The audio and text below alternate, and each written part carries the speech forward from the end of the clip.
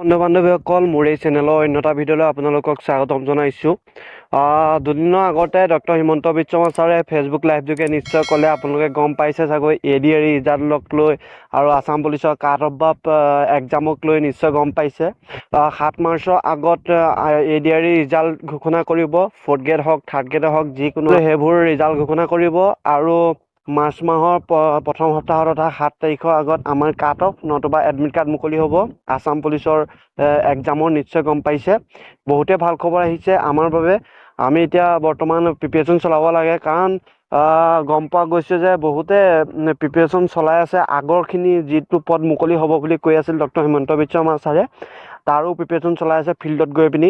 সেইটো ভালেই হৈছে সকলোৰে বাবে। এইবাৰতো আপোনালোকে নিশ্চয় গম পাইছে কিমান ভাল মাৰ্ক পাইছে, ফিজিকেলতে হওক বা যিকোনো ক্ষেত্ৰতে হওক ভাল মাৰ্ক পাইছে, নিশ্চয় গম পাইছে।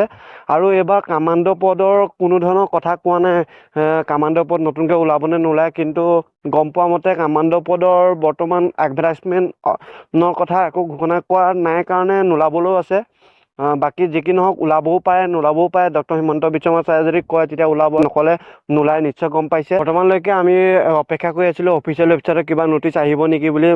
বৰ্তমান কোনো ধৰণৰ অফিচিয়েল ৱেবছাইটত নটিচ অহা নাই, সেইকাৰণে পৰা আমি গম পাইছোঁ যে মাৰ্চ মাহৰ 7 তাৰিখৰ আগত আমাৰ এডমিট কাৰ্ড নতুবা কাট অফ আহিব, নিশ্চয় আমি গম পালোঁ। সেইটোৱে বহুতে ভাল খবৰ। যিসকলে প্ৰিপেৰেশ্যন চলাই আছে ভাল কথা, আৰু যিসকলে ফৰেষ্টৰ পদ মুকলি হ'ব নিশ্চয় গম পাইছে, তেওঁলোকেও ফিল্ডত গৈ পিনি ৰানিং কৰি আছে, বহুতে ভাল কথা। আপোনালোকে যদি ফৰেষ্টৰ মুকলি হয় তেতিয়া আপোনালোকৰ চিনাপটো নাথাকে, লং জাম্প আৰু দৌৰটো থাকিব, নিশ্চয় গম পাইছে। ফৰেষ্টৰ দৌৰ আহিলে আপোনালোকে 3200 মিটাৰ মাৰিব লাগিব, যিটো পদ মুকলি হ'ব, নিশ্চয় গম পাইছে। বহুতে ভাল খবৰ। এইটো আছিলে এটা সৰু ভিডিঅ'। যদি ভিডিঅ' চাই ভাল পাইছে প্লিজ এটা লাইক কৰক আৰু বন্ধু বান্ধৱীসকললৈ শ্বেয়াৰ কৰক। ধন্যবাদ।